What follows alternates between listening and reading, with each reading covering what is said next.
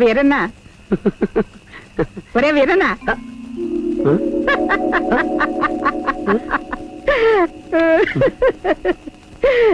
మొత్తం మీద ఉండాల్సిన వాడే కింద ఉన్నావేమిట్రా?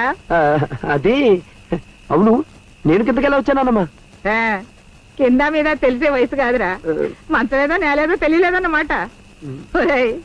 నీకు కాస్త తాత పోలికి వచ్చింది రోయ్. వెనకడికి నాకు పెళ్లి కాకముందులే నీ తాత జామ చెట్టు ఎక్కి పిట్టగోడ మించి పెరట్లోకి దూకొచ్చేవాడు. పెళ్ళైన తర్వాత కూడా అలవాటు పోలా. ఒకసారి దొంగ అనుకుని తన్నపోయినారు. కానీ ఆయన మగతనాన్ని అందరూ మెచ్చుకునేవారు. మగతనం పిట్టగోడ